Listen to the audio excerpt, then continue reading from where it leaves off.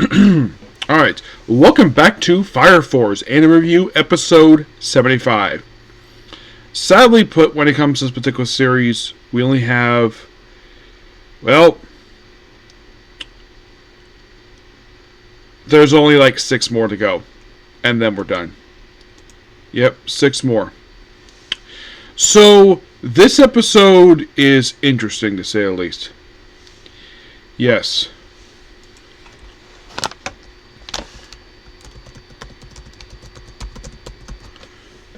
So, this episode does not do full adaptation. It only does a full adaptation of like 2 chapters.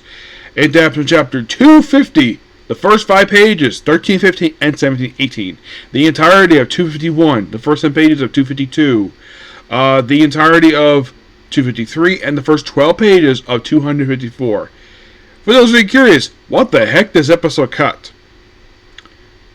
Okay, what it cut was the fight between Arthur and Dragon. Yep, that's completely cut out of this episode.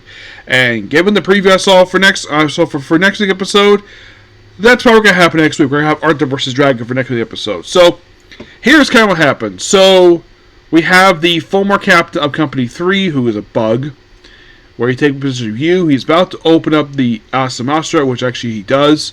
And then Arthur shows up, stabs you in the head, gets rid of the bug.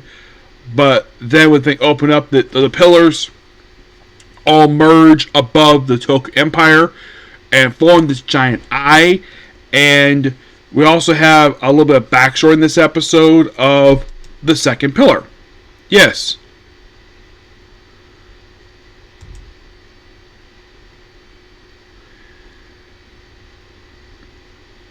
Not that one, no. Oh, by the way, do briefly see Sheer in this episode. He does briefly for a cameo.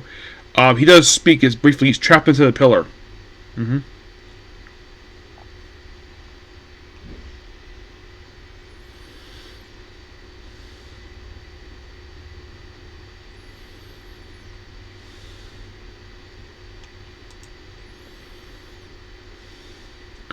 Of Himela, where the whole thing with her is that we see where she's younger. Of course, Charon, her body, basically her guardian, looking for her, and apparently because she basically keeps feeling the human despair. Apparently, the only way to go away is her beating the crap out of her guardian, and he's like, "I got no problem with that. I can basically withstand all this abuse." You can think of, oh, she's abusing him, but the thing is, he has to do this. The way it's portrayed here is that he has to basically get beaten up by his own person in his charge. Like, he has no issue with it at all. Also, when she was much younger, the outfit that she wears in the anime, where it is completely covered from head to toe, and did not show off her shoulders like it does at present day. That was a thing they added later, and like the whole thing of like getting despair. First, as a kid, she beats him up, and then apparently he's always been the same size. And then when she's older, she would kind of begin to calm down, which of course he had no problem with it at all. Great backstory for these two. Now you probably think that, like I keep saying, it's not it is kind of abuse, but the thing is, his body can withstand it. As the scene present, eventually he does die, and of course she does cry at the fact he died. The fact his guardian is dead. And let's see. So Arthur basically goes, oh yeah, final level, and of course kill thing. Of course, we introduced the previously Captain Bond in this episode, which always great to hear Comic Clipper's voice. And just by sheer coincidence, we have here where, get this is one of 2 shows I currently review right now where Liza Maxwell's in it. There be My Hero Vigilantes, and as soon as both these things wrap up, because in April it was revealed that another anime she's been in, regarding his vending machine, season 3 has been confirmed to come out in the month of April. I'm like so happy with that. Give me more basic Liz Maxwell stuff, because basically I do enjoy her stuff. It's kind of interesting though, that's the 3rd anime this now I know other anime she's been in this year, but that's like the 3rd anime this year that she's basically done work in. Because she just won last year. I have not get a chance to ask her about it, about what happened. So I can't remember. I think I did ask her this about reincarnated vending machine. I did ask her this of what exactly happened to the original voice actor for Boxo. Why was he briefly replaced? She told me she has no idea why. But she does agree with me. Basically, the guy who took over him was a good choice. She did agree with that. Austin was a great choice. She has no idea. She says he'll probably come out and say the reason why he had to step away from the role temporarily. So, at least I did ask. I probably should have asked of why basically the main voice actor for, because I know she was there. She voices Mariko from My Hero. She's not in the show, by the way. I should have asked her of why the original dub actor for the main character of I've been killing science for years, Maximum Level, why she got replaced. Because I'm going to ask somebody. Because if I get a chance to ask anybody who's actually been in the show, I will probably ask of what the heck happened. Why did she get replaced after 2 episodes? If I get a chance to meet Box's voice actor, I will definitely ask him that. I haven't met him yet, but Reincarnated Vending Machine is a weird but amazing series. And I can't wait for season to come out. So, back to the show here. So, basically, the episode ends with the cataclysm starting to happen. Basically, the planet is starting to form lava because Ice is like a giant beam from space. And proceeds, and we all see the moon turn into a coin, which... Oh, of course, talk about imagination going haywire. That formulates the moon with, yes, the moon is from Soul Eater, but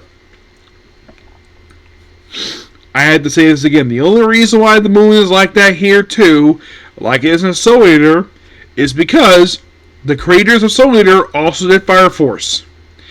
That was the primary reason why I decided to read the manga for Fire Force and watch the anime. Yeah, that was the primary reason why. Because I like Soul Eater. I hated the ending. Still to this day, I hate the ending for Soul Eater. And of course, the rumor of the reason why this season was delayed for so long is because there was the rumor going around that might do a full-blown reboot of Soul Eater, as done the style of Fullmetal Alchemist Brotherhood. But, well, who knows? But in the case, the episode overall was really good, and looks like definitely we're going to see Arthur vs. Dragon next episode, because that's what it looks like anyways. I wouldn't mind seeing that. That might be a good episode. But we sadly only have 6 to go, and if you think about it, like how many more chapters will be adapted? The answer to the question is, well, last episode went to 49.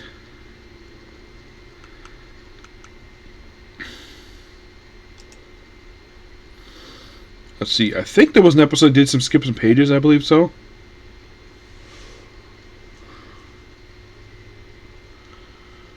Wasn't the previous week's episode, no.